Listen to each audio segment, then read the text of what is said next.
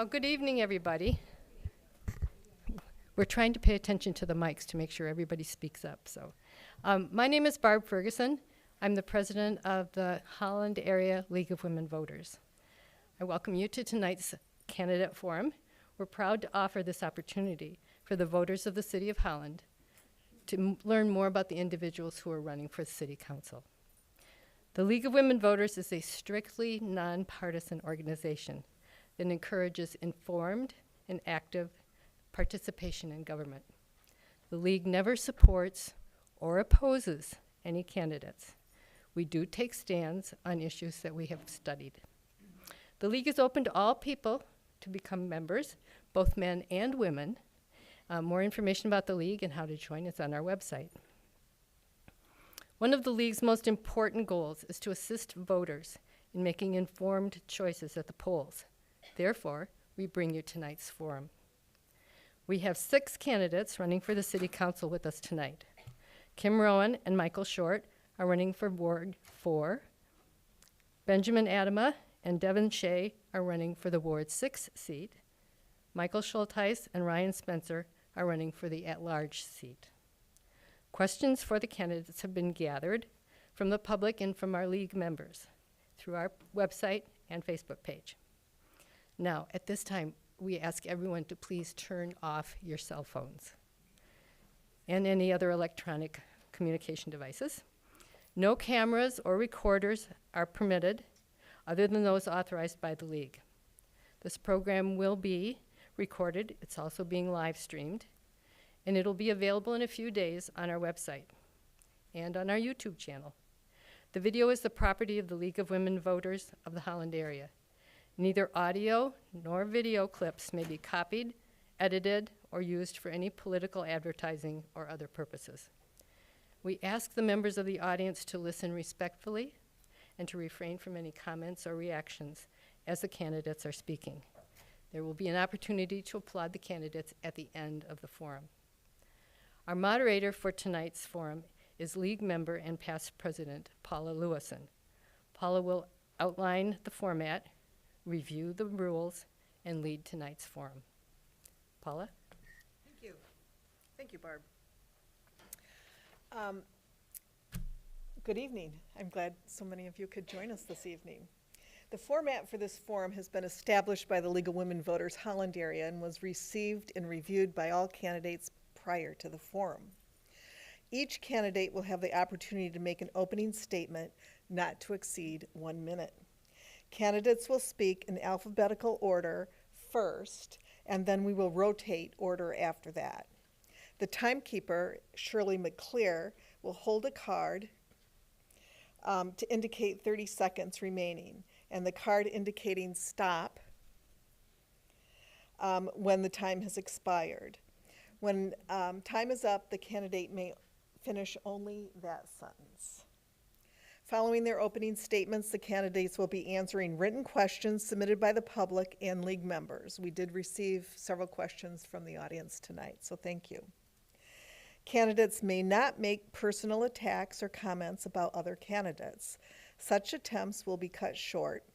And as moderator, I manage the forum and reserve the right to close discussion to a question.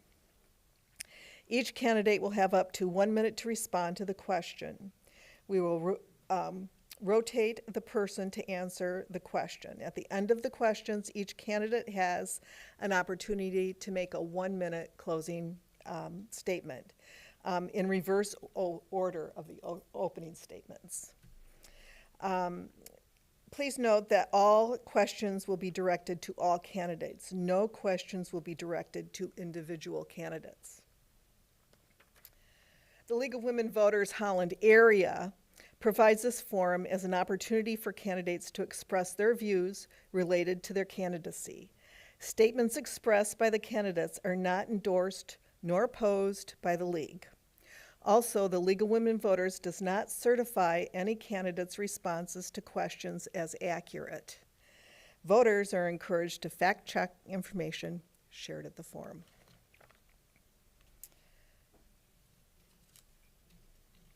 You ready? It's real easy to figure out who starts. the forum. So the first opening statement will be Benjamin.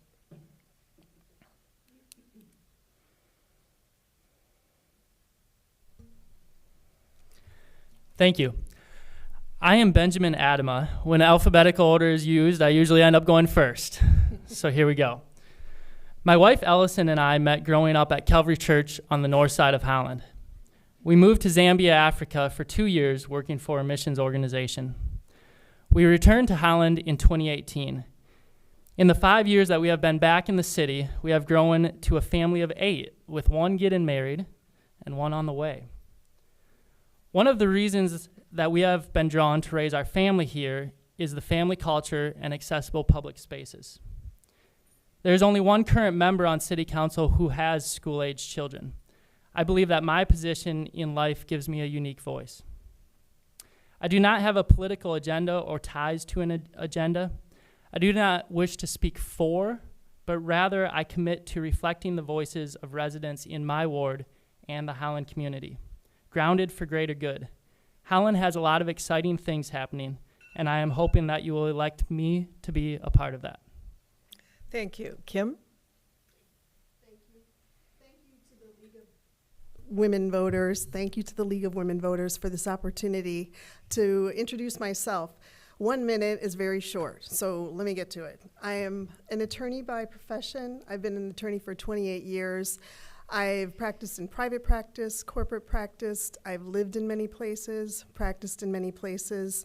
I've represented the very rich and the very poor. I feel like I've seen it all and done it all.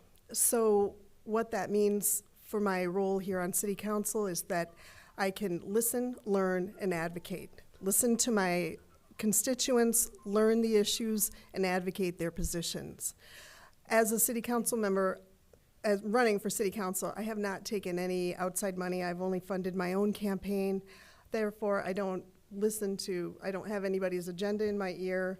I'm not funded by machinery. I'm not having talking points by machinery. I'm here to listen, to learn, and to advocate. Holland, get to know me. I'm ready to work. Thank you.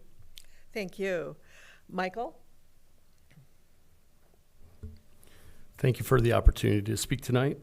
Appreciate the public attendance. Look forward to questions, both from the panel and then also out in the lobby afterwards. As a husband and a father, I'm very thankful for Holland's culture of generosity. I think it sets a great example for collaboration and support. I strongly support measured growth and development. Return on investment needs to be strong for our city residents, not just for the development themselves.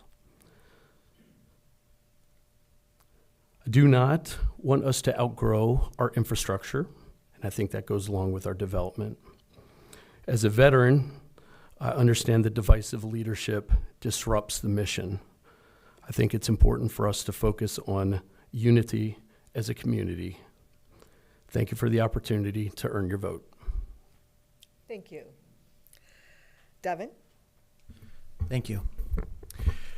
As I was preparing for tonight, I tried to think of a quick little anecdote to share with you that would show how I would be the best candidate. And I realized there isn't just one concise moment because a lot of what I've experienced thus far has led me to here. I grew up in Holland. I moved away like any teenager hopes to. Then I returned 10 years later, and I met my wonderful wife, Sarah, and that is when I fell in love with my hometown. I started noticing the things that make Holland unique. I started reading books about city planning and community building. I joined the Zoning Board of Appeals to learn how governance really works on a local level. And I did it because it was fun, believe it or not. So I don't have that concise little anecdote for you, but I am really grateful to be here and look forward to answering your questions. Thank you. Thank you. Mike? Hello and thank you. I'm grateful to the League of Women Voters for including me in this forum. Also thanks to Councilwoman Nikki Ehrenhorst, who has served faithfully in Ward 4 and has elected to step down at this time. Who is Mike Short? He's the husband for 37 years to my loving and late wife, Donna, the father and father-in-law of my daughter and my son-in-law, Ann and John, a Christian, a 30-year Holland resident, a PhD in biological chemistry, an MBA, the pharmaceutical scientist, manager, and site leader of quality operations, a professor of chemistry at Hope and GVSU, a pharmaceutical consultant. I want to build a stronger, safer Holland where all can thrive. I commit to protecting your beliefs and respecting your values. I will protect you, the taxpayer, ensure healthy neighborhood growth, and support public safety. Thank you. Our first question, and just to let you know, I spoke with, oh, I'm sorry, Ryan. Ryan, would you like to share your opening statement? Thank you, Michael. And to all of you for sticking up for me. I appreciate that. My name is Ryan Spencer. I was an Air Force brat for the first 12 years of my life. We moved all over the world and experienced many different cultures and experiences. Moved here in 1997 as a 12-year-old boy. Well, I didn't move here. My dad forced us to come here, and that was the best decision that ever happened to us. I met my lovely wife here. We've been together for 25 years, been married for 15, have 6 beautiful children, live in the Holland Heights area, and I am an entrepreneur at heart. I own a business here in town, have enjoyed the process and pains of growth, and understand that as you grow, decisions, as you grow, they get broader and impact more people. And so I'm excited to be running here. I'm excited to run with Mr. Schultheis. I think your decision is tough because you have two, I'm not trying to be arrogant here, but 2 great candidates to choose from. And I respect your position as a Navy vet, and I honor that. And I'm thankful to be here tonight and looking forward to getting to know you guys as well as you getting to know me. Thank you. We have a lot of questions to get through. We have 6 people to answer, so I'm going to rush this along when possible. Our first response to the question will be from Kim, and I'll read the question. City council seat is traditionally nonpartisan. Some think that partisanship has crept into our local races. Is this a fair statement? What would you do to address that? Thank you very much. Partisanship, I think, it's probably inevitable that it's going to creep in. It is just one of those realities of a political existence in our modern life. But I think that it's worrisome in that partisanship is a label, and a label allows you to maybe assign traits to a candidate or to a movement that may not be accurate. What I think is more important is to listen to what someone's views are, understand the rationale behind their views, and advocate or listen to their position and adopt that position if necessary. So I'd be leery of partisanship. I think it's very healthy to have a nonpartisan city council, and I look forward to being a part of that city council and using that collaborative effort to reach good conclusions and work for the benefit of our town, of our city that we love. It's okay to be a nonpartisan body and work towards good solutions that way. Thank you. Thank you.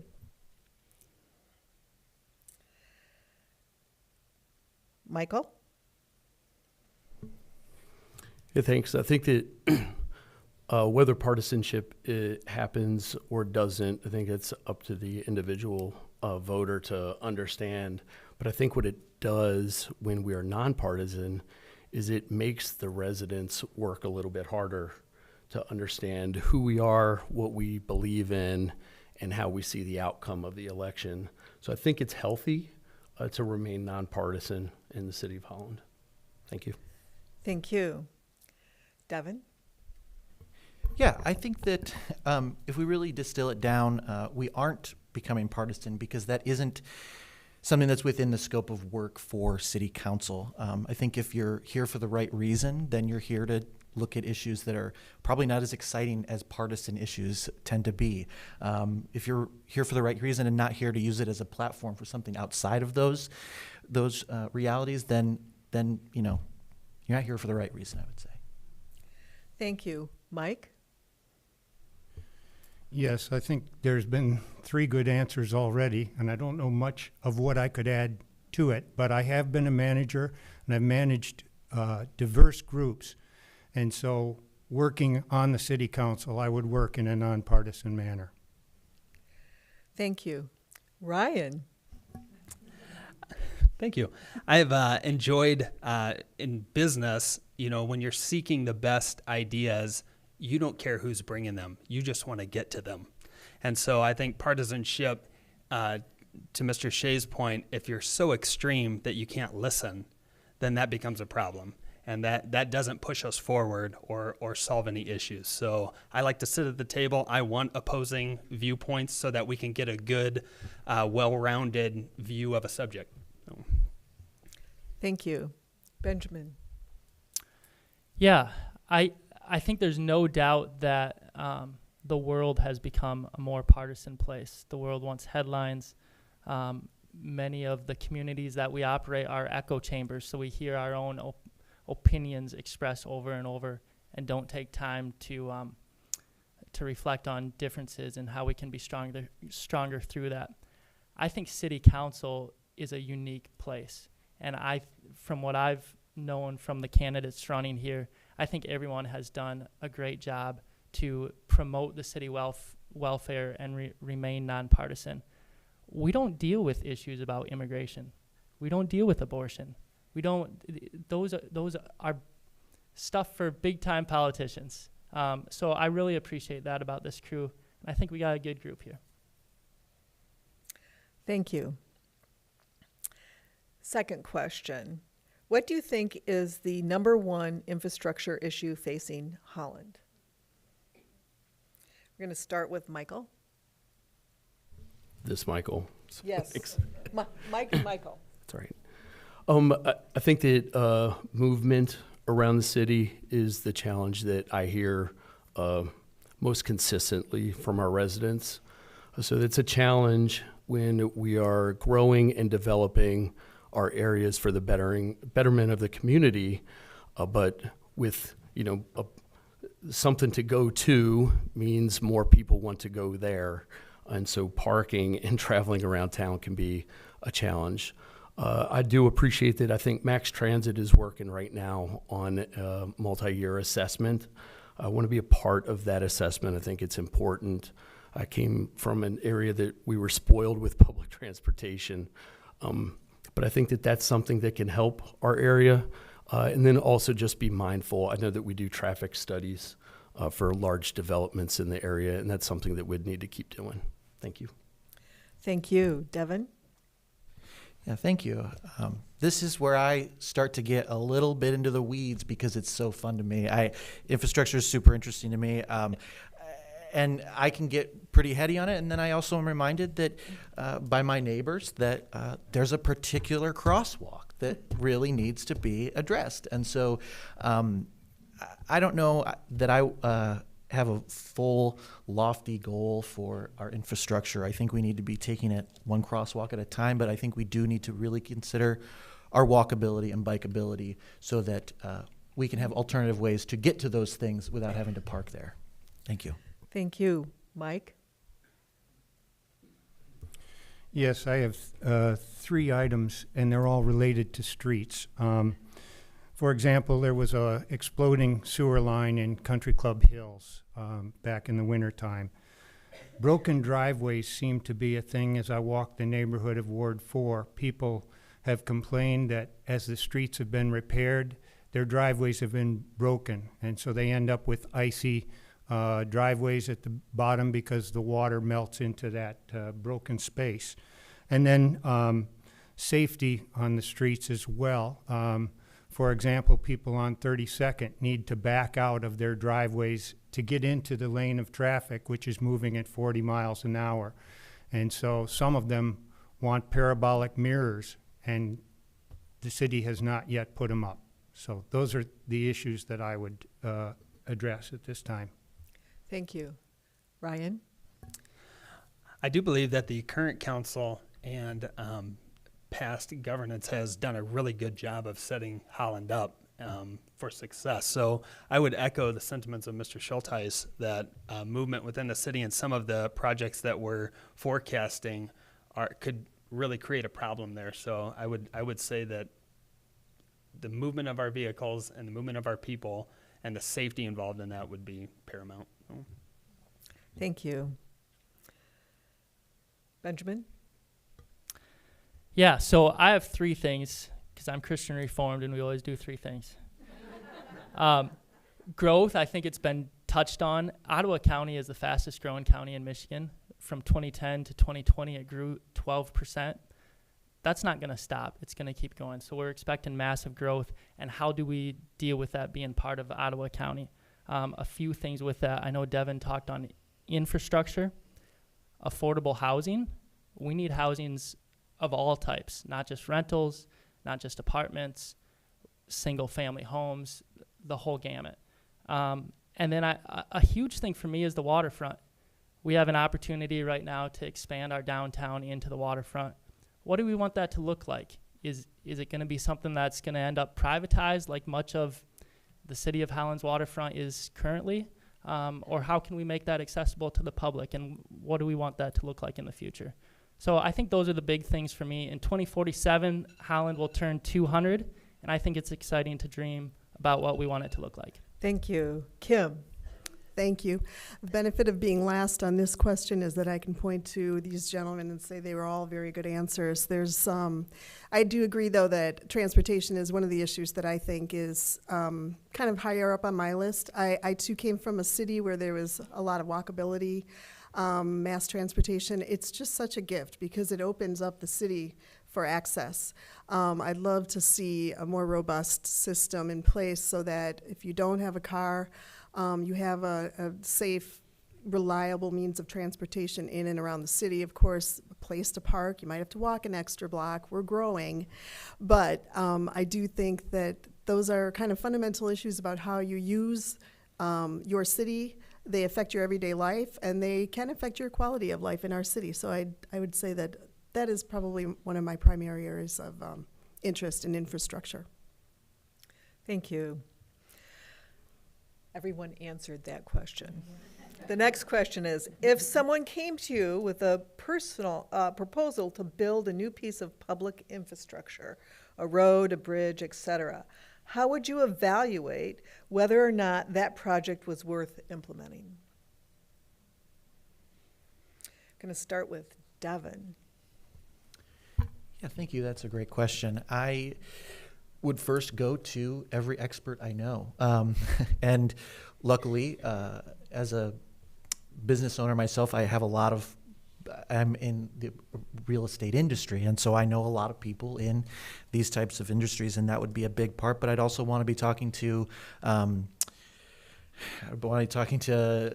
leaders in nonprofits, people that have their boots on the ground, are really looking at these things every day, because I will very often not be the expert. So that's going to be the first goal, is gathering a pool of experts. Thank you. Mike? Yes. If someone came to me proposing to build a new project, what I would do is tell that person to write it up and take it to the city council. That's where it belongs. I'm not an advocate for personal projects. Thank you. Ryan? I would agree with most of what is being said here. I think when you're brought something that's not in your field of expertise, I would want to seek out opposing viewpoints and get experts that would disagree with each other to try to dig out the best result and figure out if that's going to be a good move forward or not. So, Thank you. Benjamin? Yeah, so I like to look at things through cost and benefit. So who is it benefiting? Is it benefiting a business that we're bringing in? Then they should probably take on a significant portion of that cost. Is it benefiting the public? Then maybe that's something the city needs to invest in. A cool thing about city council is city council makes some of these directional decisions on behalf of the constituents. We don't run the operations. Me and Devin aren't going to get in a truck and snowplow. I hope not. We have great teams already in place that do that every day, and that is their job. That's why we have a city manager. That's why we have roles in place. So yeah, I think bringing it through the processes that are already involved, looking at cost and cost and benefit, and then letting our team do what they're good at. Thank you. Kim? every time. Thank you. I think some of my position has already been articulated by these gentlemen, but I do think, my mantra is sort of listen, learn, and advocate. So listen to the idea, maybe learn a little bit about it, and then advocate. Maybe that advocacy looks like pointing somebody in the right direction where they can channel that idea for further development. It's good to have, to be able to have that one-on-one interaction with your city council person so they can hear your ideas. But it isn't the job of this one single city council person to run with that idea and make it into a law or provide massive change. It might be their job to help you shepherd that idea through its appropriate development. So I guess in that way I would just sort of direct somebody to where that idea might have the most juice, and then if it's something really fabulous, we'll all be behind it. Thank you. Thank you. Michael? So what I like about this is that I would be 1/9 of the help that somebody might be seeking for a development project. I think it's important for projects that are proposed to run the process, right? So seek more information, find out what the community sentiment is about the development. I really appreciate how City Hall uses study sessions and the Planning Commission as open forums for our residents to come and speak specifically about plans and let their voices be heard. But definitely run the process. Thank you. Our next question is, describe your qualifications related to budgets and policies and your engagement in local government. Please be specific about your public service on committees, commissions, and/or attendance at council meetings. The first question goes to Mike. Okay. Qualifications. Well, I was a site leader of quality operations at the Zeeland Mead Johnson plant. As far as budget, I have a lot of numbers here with me today. I've got an MBA. I know how to read financial sheets. Let me just give you an example. In 2018, the budget was $29,960,000, and it had been flat from 2014. By 2024, the budget had grown to $30,586,000, growing at 6.4% per year. With those numbers, I can give you many more, but just take it that I understand numbers. I'm good at them. Thank you. Ryan? So having been an entrepreneur for the last 7.5 years, actually prior to that, I had failed a business and then got into my next business, and that's been a success.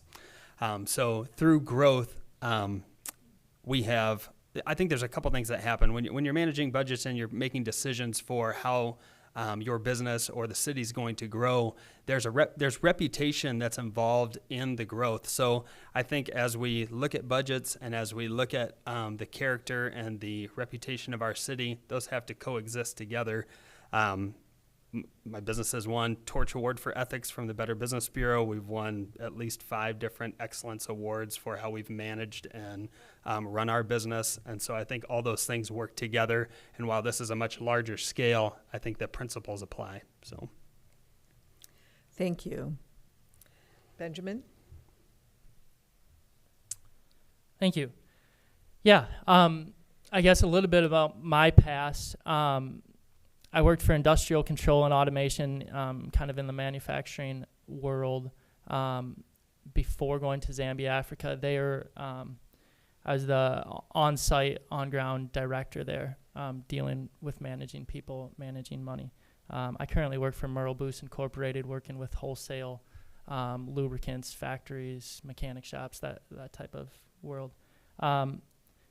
As far as activity, so my parents from an early age wanted us to be involved in the community, learn how politics work. In high school, I was homeschooled at the time, so we would come and work election polls all throughout college, getting engaged, knowing how the process works. On my church, I'm on the global missions team, approving budgets for the different organizations that we support. And in our community, neighboring is what our family does. Thanks. Thank you. Kim.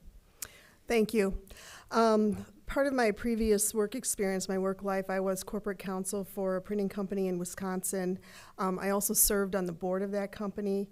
Most recently, I've served on the board of the local yacht club here. I'll require you to read a balance sheet.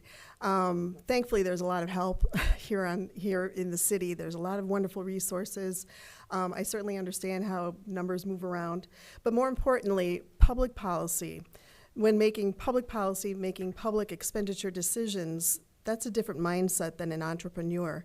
You really need to encapsulate what's best for a large group of people with very diverse backgrounds.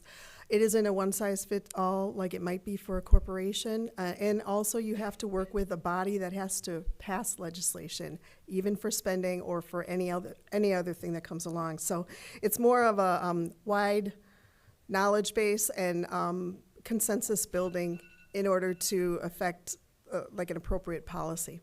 Thank you. Thank you. Michael.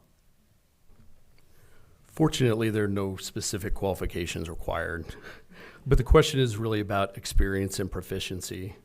So as a member of the inaugural Civic Center Place Board, we had been specifically challenged with budget management since the building was first refurbished, then entering into a pandemic on a new use building, now exiting a pandemic, and making sure that we are being fiscally responsible with the taxpayer dollars that are subsidizing the use of that building. So the last 2 years, we have reduced that subsidy consecutively. We're on target to do it again in the next fiscal year. But then more importantly is that as a leader, it's not on one member of the council to be the budget guru, but instead to draw out the strengths of the team, acknowledge the weaknesses, and work together to make sure that we're being fiscally responsible with the taxpayer dollars. Thanks. Thank you. Devin? Yeah, thank you. That's a great question. It's kind of a two-parter, and I'll say I am a business owner. All my employees are making more money than they did before, and I'm proud of that, and we keep everything in the black.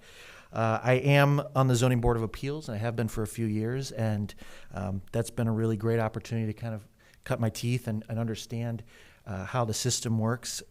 But I also want to echo what Mr. Schultz says, and that is finding the strengths and weaknesses within the group is really key. And so, yeah, thanks. Thank you. The next question. Besides infrastructure issues, what do you see as the top issue facing the city? How have you engaged with City Hall or local residents to address these issues? Ryan. So I think we're a divided city currently. Not terribly. I don't think there's people throwing things at each other and hating, but we see things differently inside the city. And what I'm noticing is that, for instance, a good friend of mine lived in Holland for quite some time. She says, I fear to live out my faith. And I think that's a indictment on us as a culture. You know, we have Dr. Van Raalte. I've been reading his he had a very courageous man that lived out his faith and was somewhat maverick in his approach, but he brought people together and established a community where we could all speak at the table and have understanding even through our differences. And I think that's an issue that we have in our city, and I hope to solve that by welcoming all to the table. Thank you. Benjamin? Yeah, I think the top issue facing the city, I would have to go with waterfront. I think there are issues that we don't see as top of the list because they're done extremely well. I think of public safety in that aspect and the great police force that we have. But for me right now, it's waterfront. I think we have one shot to get this right that will last and make an impact for the next 100 years. And I really want to see that done right. It kills me that we can't go to the Southside Lighthouse, and that we're so close to the water, but yet so far away. And we have Collins Park, and we have all this, and yeah, I think we gotta get it right. We gotta get it right, and I think especially for families like mine that want to live here for a long time and grow up, and we love this community. I'm passionate about it. Thank you. Kim? Thank you. I think some of the previous answers, we've got a couple broad scopes of this, but I think the larger picture of maybe what both of you gentlemen are saying is that we're looking at growth. I mean, Holland is enjoying a beautiful moment of growth. It's a great city. I think we're all here for different reasons, but I think one of the fundamental reasons we all love it is it's this small town in the very best way, but with access and opportunity for larger things. We're attracting some larger businesses to the area. That is going to be a beautiful, delicate balance of figuring out how do we achieve the needs of growth while still keeping what's very special and fantastic about this place that we all call home. And we want to preserve what's beautiful about it while still creating economic opportunity for us and for the generations of the young people that live here going forward. So I think that is going to be very challenging. Thank you. Thank you. Michael?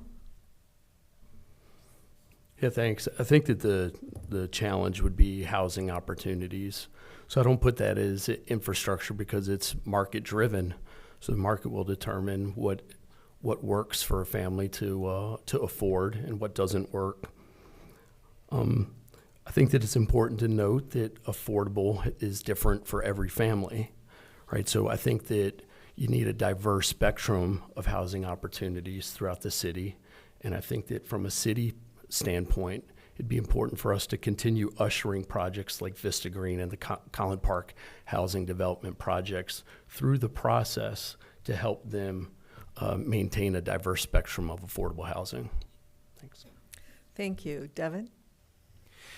This is a great question, and it's a tough one to answer. I began this whole experience of mine diving into this with meeting with leaders and directors of different nonprofits. I've spent 5 weeks at a affordable housing cohort and speaking with folks that are doing awesome work in that area, and I think that that's a really big part, and I echo what Mr. Schultes said just now. I also think that increased engagement and representation is really important, and really making sure that nobody feels like they are left out and that their voices are heard. So I'd like to reach out to those folks.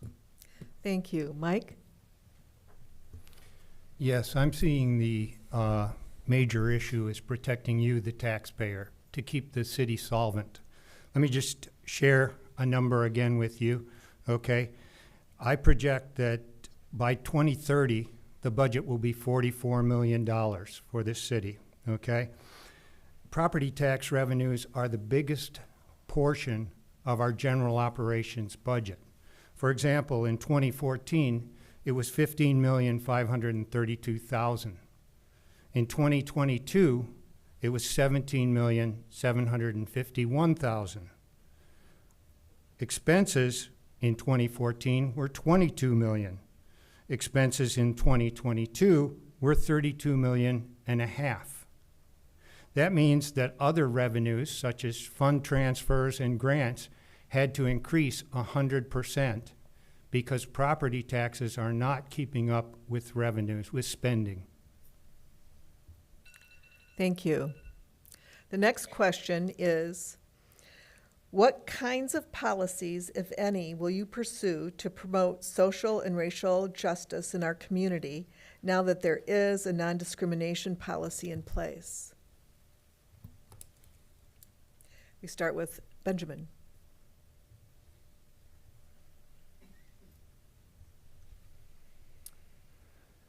Yeah. The anti-discrimination policy ordinance was passed to reflect the national and statewide sexual, religion, your weight, from discriminating on any of those things. To my knowledge, there has not been one complaint under that ordinance. I think it's an ordinance that we as Holland need to have because that's a value that we have. But I do think Holland's a great place to live. I think promoting heritage and cultural that more reflects Holland is important to me. 38% of Holland is Latino. I think it would be cool to have a Latino Fest or something that kind of goes alongside of Tulip Time. So I think pursuing some of those lines that keeps it positive and encourages. Thank you. Kim? Thank you. The question is, what kinds of policies would I pursue? And I guess whenever you talk about pursuing a policy, I think you need to understand first, why do we need it? And then maybe consider, do we already have it? I think those questions we already do have it. Why do we need it? I mean, I don't know that we need to create more policy to try to direct how people think, breathe, sleep, react, to change someone's mindset. I think that the Constitution does a beautiful job of allowing for freedom of speech, and I think that we can probably find redress to any infractions under the Constitution and bring any action that might step on someone's toes under free speech. And so I don't really support finding new ways of telling people how to think. Thank you. Thank you. Michael? Yeah, I don't think that it's a policy question, but there's no policy answer for it. If we remember the anti-discrimination policy, it didn't change the way that City Hall conducted business. It acknowledged, importantly, that the City of Holland will follow state and federal rules for how discrimination is applied, and that was a smart thing to do. But I think it's more a question of culture. So I think it's important that City Hall and the representatives set an example of how we live together so that others follow suit. If City Hall becomes divisive, then there's no doubt that our community would follow suit. So I think that it bears a lot of responsibility on the council members. Thanks. Thank you. Devin? Yes, thank you so much. This is something that's really important to me. I think that we as a city, we might, unfortunately, we have been doing a really good job of acknowledging our diversity and giving voice to those people, but we unfortunately might have to step up. There's been a chilling effect that I've been hearing from different minority groups, from things happening elsewhere in the county, and we need to make sure that we are being as inclusive as possible to all types of people. Thank you. Thank you. Mike? It's a difficult question, okay? As a Christian, I have beliefs that aren't consistent with the whole world. However, Paul tells us in Corinthians, he tells us that we put people out of our congregation, but we don't put people out of the world, okay? The discrimination ordinance protects sexual orientation. I can accept that. It needs to protect Christians who are in business, and I think there was an amendment proposed, but it was talked down. So I would like to bring that amendment back if I'm on city council. Thank you. Thank you. Ryan? So I don't think there's any better policy than loving your neighbor as yourself. And I think it's something that requires each of us to take action. I don't think your city government is going to solve a problem that is in your neighborhood. With you and I had a couple examples of this. I was out knocking doors early on in the year, and someone had an issue with the amount of chickens that they had in their backyard, and they wanted to be able to have more, and they thought that city government should be able to step in there. And I thought, well, wouldn't it be great just to go to your neighbor, knock on the door, have real conversation, and solve the problem together as a group versus always pushing the problem off on government? So I'm a big proponent of each of us being great individually, and collectively will naturally be great.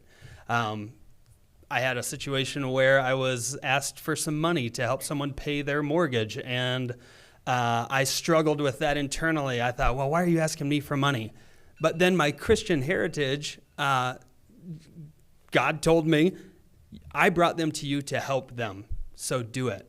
And I did it, and I'm thankful that I did. And I think that speaks to the way that Hollanders act amongst each other. And I think if we can bring that back on a large scale, we'll really turn the city around, and everyone will feel welcomed and included. Thank you. Next question. How will you consider climate change and other environmental issues in economic development? We're going to start with Kim. Thank you. Climate change, I mean, it is just the elephant in the room for growth all over the world, all over the country. I think that, this is not a city council question unto itself. It's very much larger. We can take steps to make sure that new businesses that are growing here in Holland are doing their level best to reduce their carbon footprint, to do all the responsible things and not adding to the problem. Obviously, we're not going to solve it at city council. It's regional, state, federal, worldwide. It's planet Earth. We're all concerned about it, but we obviously have limitations, but we can do our best to make sure that there is a responsible level of growth and responsibility. And I guess that starts right here in Holland with the city in how we manage even just how our body operates. Thank you. Thank you. Michael? I think the question is primarily about how do we take care of our city and the city's environment. Right, and I think if you take a look at Holland BPW's long-range plan, you'll see a lot of great items in there that are helping us remain energy diversity and pursuing more over time. If you're not aware, the snowmelt system makes our power plant run more efficiently. So not only does it take snowplow trucks off the road, right, less carbon, but it also makes our power plant run more efficiently. Then we got to continue ushering smaller ideas. If you think about the amount of recycling that has been put in place over the last couple of years because of our blue and orange trash cans, it's a huge number. It's fantastic. It's taking care of our city and the environment. Then also the anaerobic digester down at the water treatment facility. Those types of things are going to help us take care of the city and its environment for the long term. Thank you. Devin? Thank you. Simple yet complicated. For Holland's children and their children and their children, we need to be doing everything we can. So does the federal government, so does the state government, so does every individual family, every individual. We can't afford to not be looking at it. We also can't solve it all. But I like to look to things like, native grass gardens and things like that can help with the watershed and things, keeping the water clean and that type of thing. But we need to be looking at all options, and we need to diversify as much as possible, which I am very proud of Holland for doing so with their energy plan thus far. Thank you. Mike? Thank you. Climate change is a difficult subject because at the federal level, decisions are being made. At a local level, do we want to be making the decisions that would rush ahead of the federal level? For example, if we were to eliminate fossil fuels by 2030, we would also eliminate the cars that we drive because we can't have plastics anymore. The petrochemical industry supplies all of the plastics that are used in the cars. There's so much more to climate change than what people want to study. And there are discrepancies in the climate change data. I'll just indicate that I am for preservation of the waterfront and all of the waterfront, the Makatawa area watershed. 176 tributaries. They feed into Lake Mac, and I want to see that protected. Thank you. Thank you. Ryan? Of course, I would have to follow that. So, excellent. I look at climate change as a stewardship issue. And while we can hover around at the federal level and the state level, you and I have a part to play in this. And I think of climate change as really just stewardship of what we've been given. So when I first saw that blue and orange dumpster roll into my driveway, I thought, what is this leftist propaganda bucket, doing in my driveway? And once I swallowed my pride and actually considered what this was being put in place to do, I thought, why would I not engage in something so simple as putting my cardboard into that container versus my trash can? Such a simple act. And I began to do it. And now I fill that thing up almost every other week.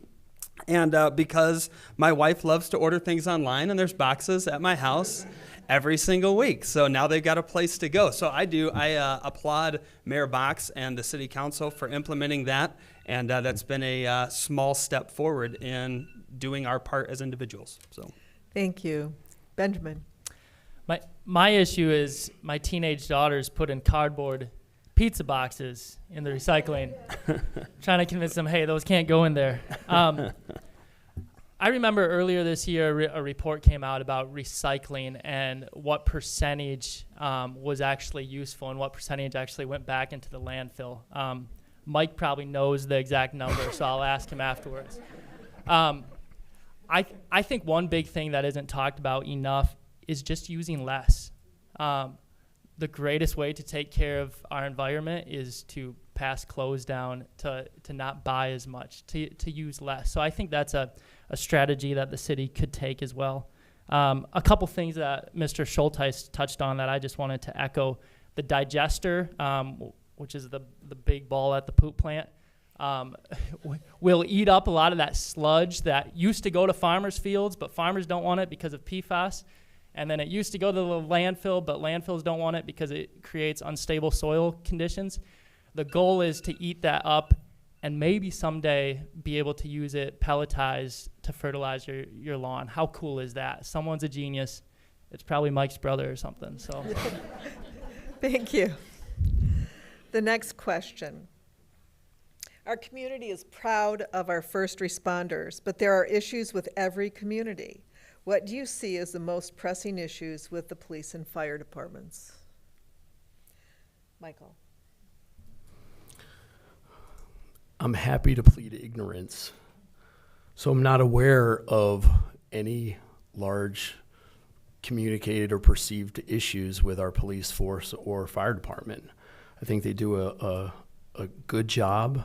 I appreciate the reports on our police force is that they treat people with dignity and respect, so we're not reading about them in the news for not doing so. I enjoy hearing fire engine sirens run by my house any time of the day. I do have a 7-year-old. He can sleep through it now. It's great. But they're on it. They respond quickly, and they're doing the right things for the community. Thanks. Thank you. Devin.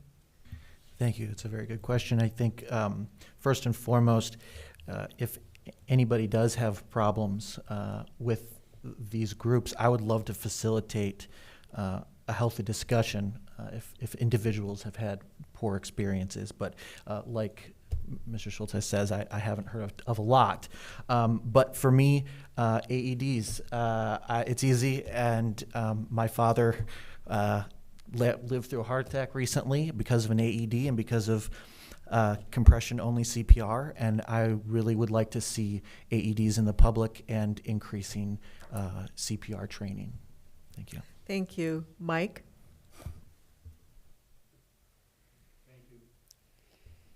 Thank you. I'm aware from a resident of the city that there is an issue with police safety. Actually, it might be crisis intervention. And that issue relates to children, parents of children in the historic district. There are now a growing number of people milling around at Holland Park, at Centennial Park, and at the library. So with those sorts of situations, is a crisis intervention team sufficient for all of those situations? The concern of parents like that is the safety of their children. Thank you. Ryan?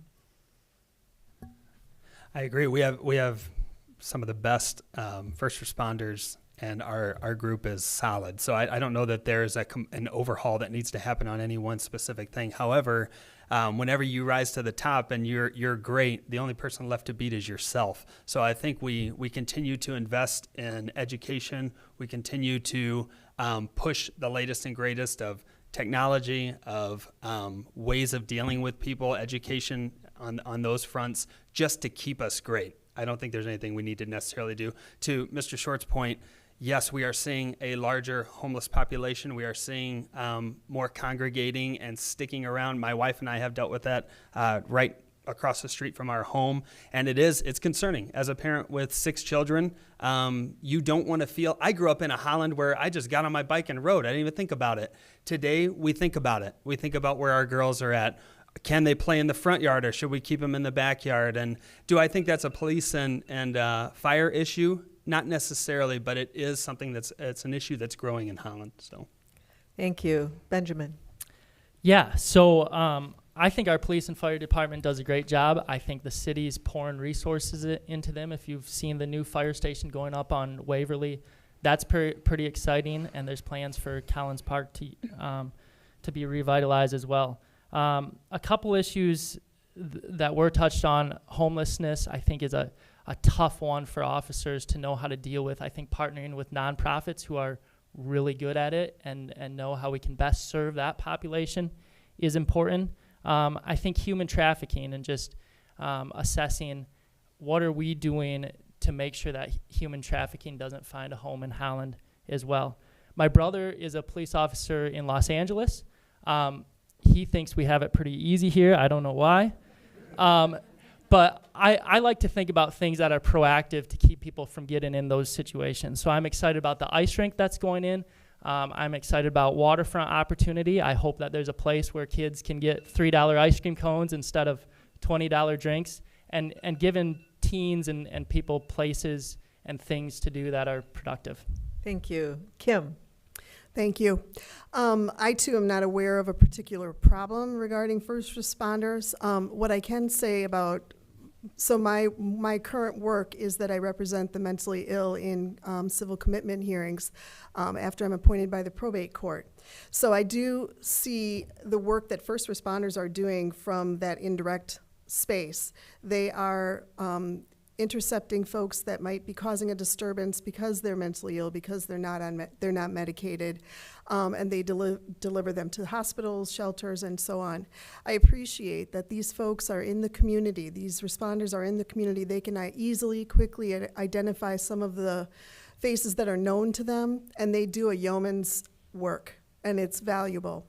I think that maybe one day we can get the level of resources and creativity to really give more social service assistance to our first responders. I think more and more across the country they're being asked to fill so many roles. So in the meantime, we'll give them an attaboy and keep on trucking and make sure that we support our first responders. Thank you. Thank you. Our next question is, are there any ways that you would like to change how City Council and City of Holland conducts itself? If so, why? If not, why not?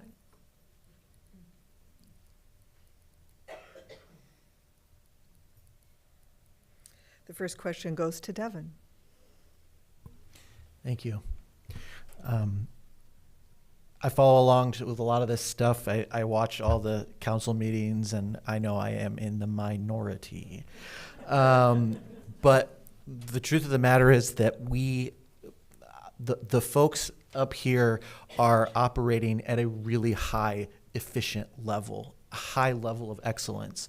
They are all very honest. Everything is done above board, and that is something that we cannot take for granted. We are very fortunate, and we need to continue that.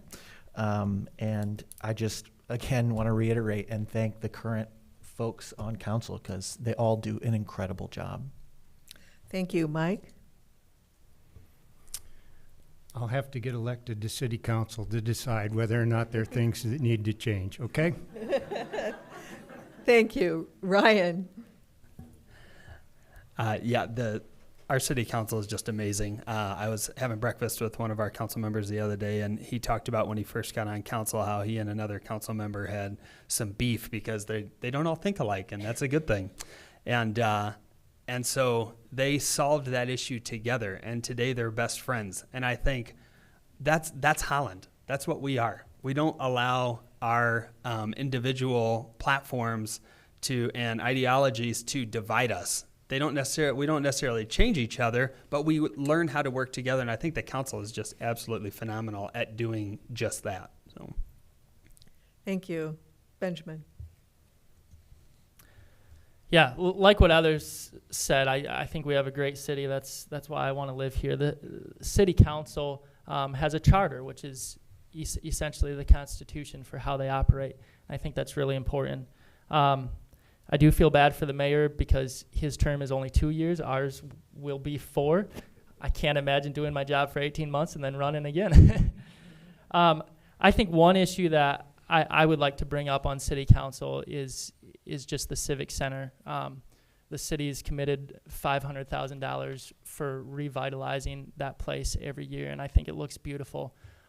On top of that, though, it is losing $1.3 million a year in operational costs.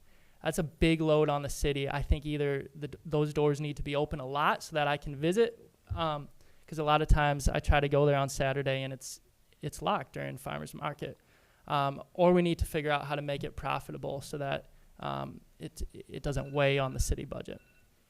Thank you. Kim. Thank you. I think I'm going to go back and echo what Devin said. I think that our city council operates at such a high level. I think that the level of dedication for these folks giving of their spare time, aside from their regular daytime jobs, it's extraordinary. I've also been told in my experiences that the city government, the folks that make the wheels turn here in the city of Holland are doing an excellent job. I think that they are constantly trying to process improve how they operate as a city, how they operate as a body, and they get stuff done. So I don't have anything that I want to change. Maybe after I'm elected to city council, I'll find something, but I applaud the effort and the dedication of the fine folks that are on council, the mayor, and the folks that run this government. Thank you. Thank you. Michael? Broken record. What I appreciate about the current city council is that they're open, they're thoughtful, they're candid, and they're transparent. I think those are aspects that once you take them for granted, they will be lost and it will be difficult to get back to them. So I think that that's a strength that I would bring to council, is to ensure that those remain. Also, I think that it's important that city council continues to remain self-critical, sat in a variety of city hall meetings where they are critical of themselves as to what they could have done better. I think that's a vital component to how our city government works. Thanks. Thank you. Our next question is long, and it'll start with Mike, so I'm giving you a heads up so you can listen. Holland residents voted in May to approve a land sale and swap on the waterfront around the old power plant. No specific site plan has been presented to the Planning Commission by the developer, although council was presented earlier with a broad vision. What do you hope to see done with this area? This is one of the issues that a lot of citizens are concerned about, the waterfront and how it will be developed. Okay, we have a proposal on the table from one developer. There were 3 that were selected, but only 1 delivered a proposal. The transfer that I understand will take place is a transfer between BPW property and Verplank property. That's all that's been approved at this time. So City Council has a lot of work to do in the future, and at this time it's too soon to speak to what it will look like.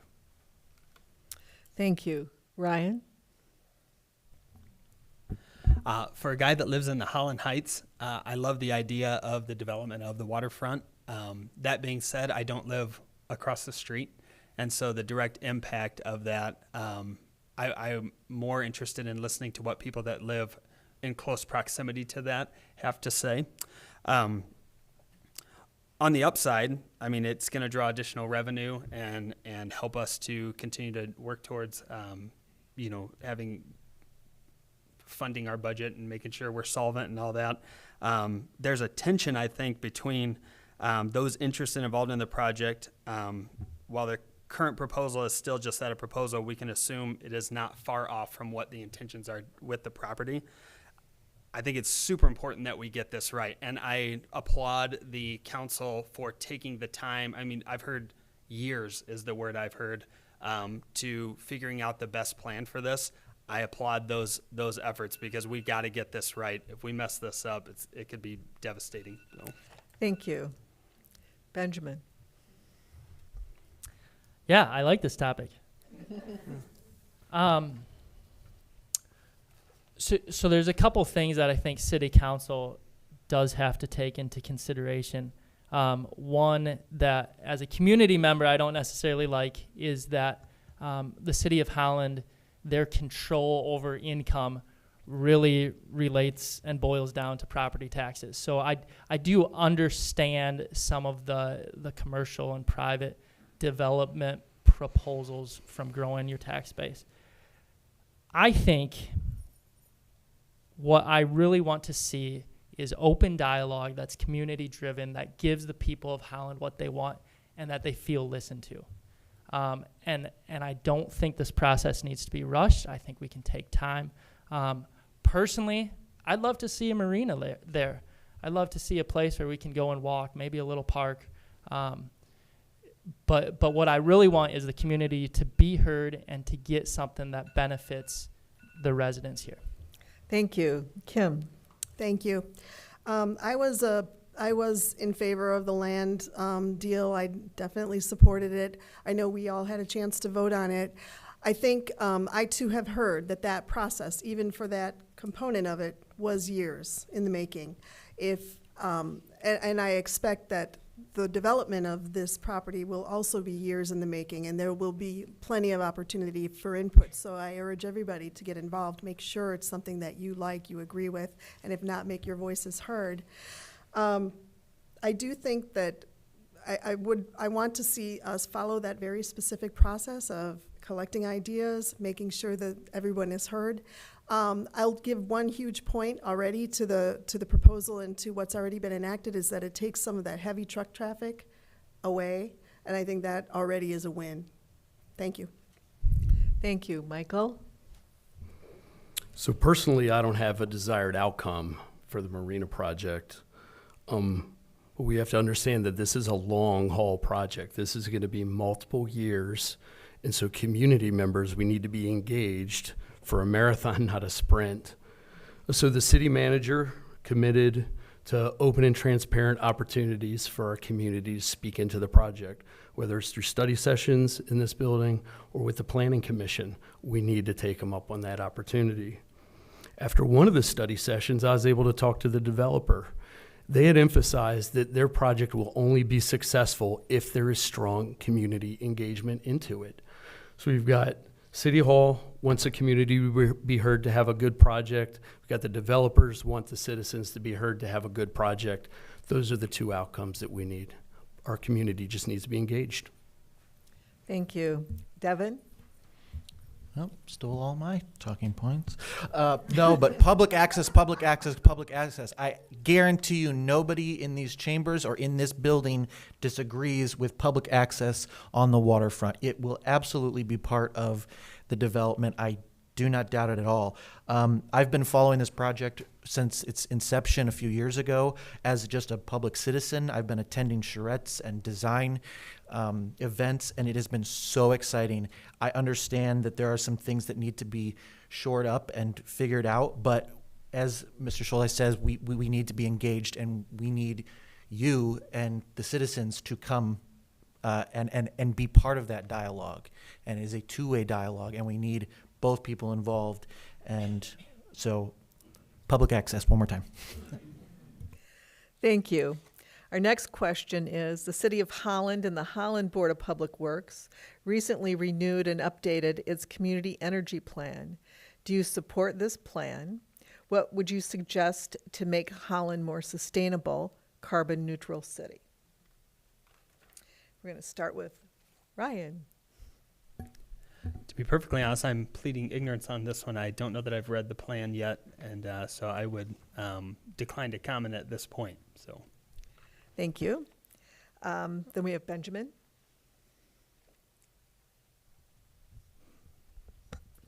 Yeah, I also have not looked at or read this plan. I let people that are experts in that field do that. I think I'll go back to a sustainability aspect though, and I do think our power plant is highly efficient. I don't know that many people realize it, but our power plant is the greatest money-making generating unit that Holland has. I think they generate $125 million a year. Their operating costs are also the greatest as well, north of $100 million. But it's a great run organization unit. The other thing, I remember Schulteis mentioned this earlier, the snowmelt runs off of that. So there's steam and gas turbines that are cooled by water that then goes into the street to cool down the water and also to heat up the streets. So I think that's really cool, and I do think we have competent people in place for that. Thank you. Kim? Thank you. I think this kind of echoes back to the climate in economic development question that we had a little earlier, but I think anything that brings awareness about how much power we consume, both as individuals, as individual families, as the Board of Public Works, and as a city, and anything that fosters responsible, creative solutions to consuming less is really where we're all going. And we've all kind of now had that come to Jesus moment. We're all going to have to pitch in and make ourselves, make our home life, and make our city more carbon neutral. And it is all of our responsibility. I love seeing that the city is taking a leadership role on this. Thank you. Thank you. Michael? Yeah, so if you might have forgotten, the long-term plan is starting to come to fruition for near-term win, right? The fiber initiative that is years old, right? We're on the cusp of having high-speed internet access for all of the city. That shouldn't be understated. The price point of that is extremely cheap. If you shop some of the markets, you'll probably draw the same conclusion. Right, so that's something that BPW is doing for us. They're not just a power company. Every time that we see a road torn up and traffic diverted, it's in part tied to their long-term plan. So I think that the plan is in the right direction, absolutely. I think it needs to continue to be supported to ensure that we don't walk back any of the important initiatives that they're working on. Thank you. Devin? Thank you. Our long-term energy plan is incredibly comprehensive, and I'm sure you have a lot of numbers to prove that. It is incredible, and it is honestly leading the way. I'm just really proud of it, and I support it going forward, and I support its evolution and growth. But BPW, I do appraisals all across Western Michigan, and the services that we get for the prices that we pay are outstanding, and we need to be grateful for that. And I know that it's hard sometimes when you see the bill, but we're doing a lot of great things, and I just encourage us to keep doing that and move in that direction. Thank you. Mike? I'm going to surprise Devin and tell him that I haven't read the energy plan. So I'll have to wait. I'll devote myself in the same way I do to budget if I get elected, okay? Thank you. Our next question is, some of the city's issues are regional as well as local. How would you propose to address some of these issues that are not completely local? We're going to start with Benjamin. Yeah, so growth is definitely regional. I think I touched on earlier that Ottawa County is the fastest growing county in the state of Michigan, and that growth affects all of us. I think it's very important to to work with our other cities and counties. I'm going to take a drink because otherwise I'm about to cough. Working together is hard sometimes. I mean, there's county leaders, there's other cities that I don't necessarily see eye to eye, but I think bringing that unity and working together and celebrating that diversity is an important thing. I think there's an opportunity to work with surrounding areas on our growth. The city of Holland can't house all the residents that are going to be living here in the next 10 years. I especially think working with Fillmore Township down south to partner with some resources that we have to offer and also using some of their land resources as well. Thank you. Kim? I guess what I would start out with is collaboration, cooperation, and transparency. We don't exist in a vacuum. We require the assistance of our county partners, our state partners, and beyond. So we're not going to get anywhere in terms of some of the bigger issues that aren't completely within our City of Holland purview, but through collaboration, exchange of ideas, maybe even some thoughtful argument in between the different administrative bodies, we're going to get somewhere. We can't exist without it. I think most importantly, though, is that we need to respect the process of this collaboration. We need to really work together, and we need to keep our eye on the ball. I mean, we've got real problems that might come up as we grow. We can't be distracted. We need to work together and be serious about where we want to go and how we want to get there as a city, a county, and a state. Thank you. Thank you. Michael? Yeah, so our city's draft master plan outlines key partnerships outside of the city. So quick plug, if you haven't read it, 160 pages of fun. Go to the city's website, read it, scan through it, whatever your desire, leave a comment for the city so that they can consider your input.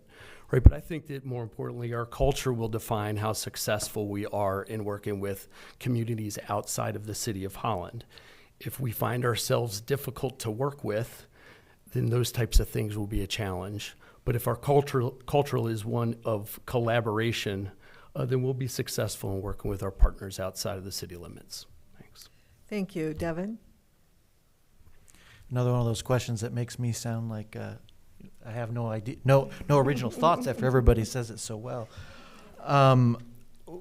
We need to be working with other municipalities. I often do feel a sense sometimes of, well, that's going to be something that happens in the townships, or that can happen in the townships. That'll be the township's problem, et cetera. And we need to be working with them so that there is a seamless communication between the two parties, and that we're always working towards a common goal, and maybe defining those goals as the first step. I'd love to see that happen with all the surrounding municipalities. Thank you. Mike? Thank you again.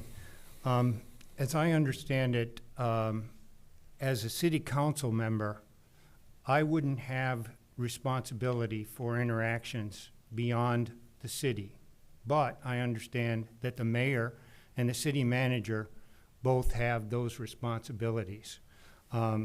So I would fill a support role, as I often have in industry. I'm a good researcher. I get data. I give it to people and allow them to use that data to the best of their ability. And I understand that a lot of that is done through the Makatawa Area Coordinating Committee. Thank you. Ryan? So to pick one thing out, affordable housing. So obviously we're landlocked here, and it's going to be imperative that we work with our neighbors to try to get people into a home. Affordable housing is a tough subject. I sit on the board for the Lakeshore Home Builders Association as their vice president, and we have regulation. We have demand. We have a great place that people want to come live. That's driving the cost of a house up. My home has skyrocketed in value over the last 11 years. But we also have regulation that keep our builders from being able to build a home that is affordable. And I think that's Governor Schneider moved the code promulgation board to a couple bureaucrats and took it out of the hands of people that are directly impacted by the decisions that are made and the increased regulation in building a home. So I think it'd be great if we returned that to the builder, to the developer, and getting a board set up that could potentially lower the regulation to allow for a less expensive home. So. Thank you. We have 2 more questions in your closing statement, so if you can shorten your answers, we'll get through it and get out of here on time as we promised. The next question is, an ice skating rink is being built downtown in the midst of accompanied street water main work and snow melt installations. Do you support this effort? Kim? Thank you. I went to the meetings that talked about the plan for the ice skating rink, and it really is, I think it's a lovely community endeavor. Also, there has been a very generous endowment to get that project started. So, I mean, who doesn't love an ice skating rink? I think one of the concerns, though, that I've heard expressed to me is that we have all these wonderful things in Holland that attract everybody from other places, but we Hollanders support it, sustain it through our tax revenue. But other communities get to enjoy it. So I think that there will be a bit of a balance there to make this beautiful ice skating rink and its surrounding property accessible to everybody, but sustainable through contributions that kind of spread it around a little bit. I don't have the answers for it. I'm just saying that that is something that, as we move through this process, that is something that's concerning to my constituents. Thank you. Michael? The short answer is yes. I mean, who wouldn't like a ice skating rink outdoor in the wintertime? Some things to highlight, though, infrastructure smartly is being addressed before we actually place an ice skating rink. I think that's a win for the city of Holland, well thought out. I think that it's tough to determine how we're going to measure success on this one. It's a big investment from the community, and what's the return on investment for our community? So I think that a similar model to maybe the aquatic center where city residents get some type of reduction on admission, things like that. We need a nod to the city residents that you somewhat get a front of the line privilege for flipping the bill for a project like this. Thanks. Thank you. Devin? Thank you. Yeah, I think we're all pretty excited to have something to do in the winter. It's something that it's a long time here. So I am fully behind it, and I think it's really exciting. But, we do have to also consider all these things that go into it, which I know are being considered. But I'm really excited for it. So, Thank you. Mike? It would be me after Devin. Okay. Do I support it? Well, that's a difficult question because one of my concerns is budget, okay? And as I consider the budget, I'm very thankful for willing donors who want to contribute to the city and make it a more beautiful place and more welcoming place. However, my concerns are the budget. Can it leave us without debt, okay? Increased debt. We have some debt on the Civic Center. We will have debt on the ice rink, I believe. I know there's been significant fundraising, but just for example, concessions are projected to, and I'm not an expert, okay, but projections are expected to get the concessions $25,000 a month. That seems rather bold to project $25,000 a month for concessions. Thank you. Ryan? I don't like ice skating. I just want to be different. So, no, I mean, obviously, when you go to places like what's being proposed, it would be fun and beautiful, or your kids would love it. The issue I have is, one, let's not get too far ahead of ourselves with growth. Like Mr. Schulteis, we've got the Civic Center that's climbing. We're coming out of a pandemic. It's looking positive. I love that the council voted to put it back out, put an RFP out, and have multiple people bid on the management of that building. I think that was a wise decision.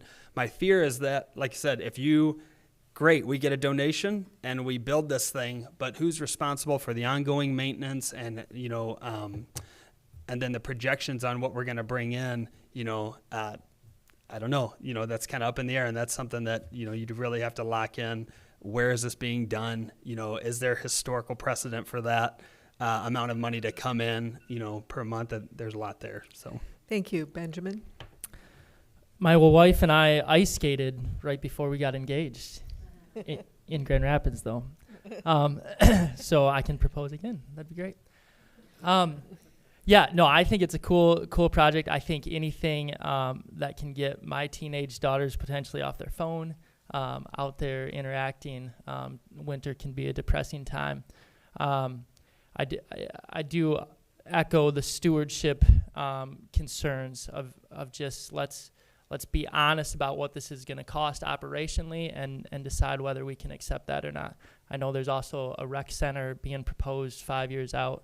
I think it's a $20 million cost. So there's a lot of cool things happening. But if you look at the projected financials, our reserve financials go down along with it. But having a young family like I do, we love what's happened at Window on the waterfront there with that naturescape. We love public places. That's a big reason why we live here. Thank you. Our last question, and this is a simple yes or no, so we can get to our closing statements, is have you signed any pledges or promises or have allegiances to other groups besides the constituents you are asking to allow you to represent? We're going to start with Michael. No, and nor will I. Thank you. Devin? No, none. Mike? No. Ryan? nope. Benjamin? No. And Kim? Thank you. No. Every time. That's the last question. And there are many more. All of you submitted, not all of you, but a lot of questions were submitted. We had no way of getting through all of them. We combined a lot of them to try and come up with a common theme. But thank you. Again, we're going to move to the closing statements of each candidate, and we're going to go in reverse order. So we get to start with Ryan. First off, thank you to the League of Women Voters. This has been great tonight. I absolutely love Holland. I have spent the last 26 years here. I've got to spend my childhood here and now my adult life. And my wife and I, like I said, we live in the Heights, and we drove by the cemetery the other day, and we thought we should pick a spot there because we're going to die here, you know. And so I covet your vote. Like I said, I think this is a tough call on the at-large seat because you have two really great people that genuinely love this city and want to do something great sitting on the board and you know, listening and learning and growing together. I've sat on a few boards in town. I manage, you know, a $9 million budget at my business. And beyond that, though, this is about people, you know, and doing what's right by people. And that is something that I've embodied as a, you know, from a child, and it was raised to look out for others. And so I hope you'll consider me for that. Thank you. We're now going to Mike. Thank you all for your attention. Thank you also to the League of Women Voters for this event, and thank you to all the candidates. As I've already said, as a member of City Council, I want to build a stronger, safer Holland where all can thrive. I commit to protecting your beliefs and respecting your values. I will protect you, the taxpayer. I will ensure healthy neighborhood growth and support public safety. So if you live within Ward 4, in short, vote for Mike Short. And if you live outside of Ward 4, you can be an influencer. Ask your friends who live within Ward 4, in short, to vote for Mike Short. Thank you. Devin. Thank you so much, everyone, for putting this on, and thank you for being here. This is an incredible opportunity to engage with, you know, your community. And we need this. We need more of this. We need more people at meetings. The stuff that might seem a little boring, but we need your input, and none of this works without the community's input. So I thank you all for being here, and I encourage you to encourage others to be engaged and have their voices be heard, because I know that everyone that sits up here now and everyone that will sit up there wants to hear your voice. So thank you. Thank you, Michael. I'd be honored to have your vote. You expect representation that's open, transparent, and candid. I'll be that for you. You expect representation that does their homework and understands the needs of Holland. I'll be that for you also. You expect representation that digs into the details about what's going on in Holland. I'll be that for you also. You expect representation that makes themselves available and that listens to our community. I'll be both of those for you. Vote Schulteis. I'd be honored to represent you. Thank you. Thank you. Kim? Thank you. Thank you to the League of Women Voters for allowing us this opportunity to introduce ourselves to you. Thank you for being here and being interested. Obviously, our participation, all of these fine folks that are putting themselves out there to run for office, that's a huge commitment. It's a lot of time, it's a lot of effort, and I think we as Hollanders will benefit from any one of these gentlemen that are up here, and of course, from me too. So I thank you for your time, I thank you for your interest in getting involved, and I'm going to thank you in advance for your vote. I am here to listen to you. I am here to learn about what's important, and I am here to be an advocate for you. So I hope that you see fit to allow me a spot to participate on City Council. And again, I thank you for your time and your interest. Happy birthday, Kim Oh, Rowan. thank you. Thank you. Yes. Thanks. And Benjamin. I just want to quick say, Mike, thanks for keeping it short. Thank you to the League of Women Voters and to all the candidates for being willing to run for city council. And thank you to everyone attending. It's encouraging to see so many people who care for the city of Holland. Holland has a lot of exciting things happening. I'm excited about the opportunity to access more waterfront in the city. I want to make sure that this benefits Holland citizens and does not become privatized. Ottawa County is the fastest growing county in Michigan. Housing of all types are needed. We will need more jobs and infrastructure to handle the growth.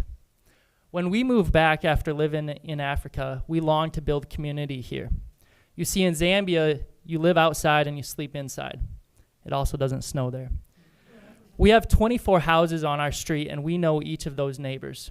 I commit to listening, engaging, and telling the truth. I sincerely love this community. Thank you for your time and attention here tonight. I am asking for your vote in Ward 6. Thank you.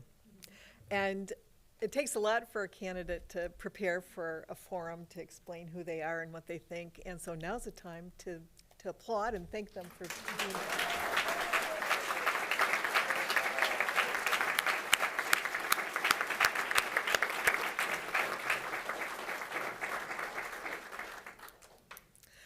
We also wish to thank the audience. It takes a lot to get out of your comfortable homes and come out to a meeting to talk about civics and democracy and things that are important to us. So thank you. If you submitted a question for this forum and we didn't answer it, we apologize, but there was no more time than 15 questions tonight to get through 6 candidates. So I highly encourage you to contact the candidates in your area and ask them directly your specific question, and they will do their best, I'm sure, to talk with you. So I would like to turn the forum back to our president, Barb Ferguson.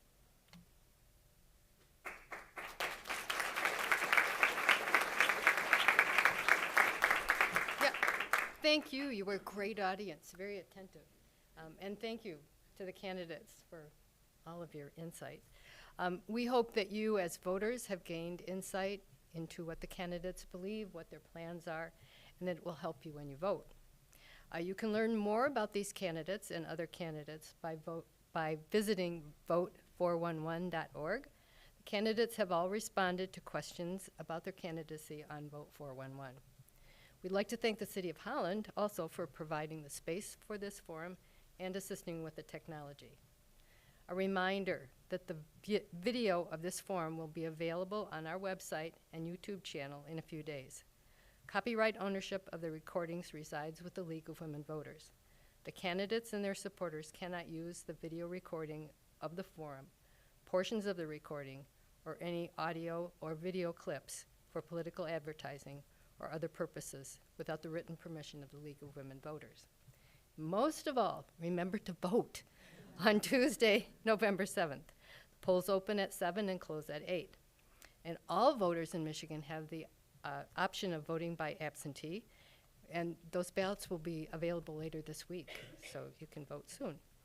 For more information on requesting an absentee ballot or confirming your voter registration, you can go to Vote 411, check out your local clerk's office, or go to michigan.gov/vote. And also our website has information. So again, thank you for attending tonight's forum. We really appreciate that you were here. Another round of applause. Thank you to our moderator. And to Paula for doing such a great job of moderating. Thank you to our moderator. Thank you.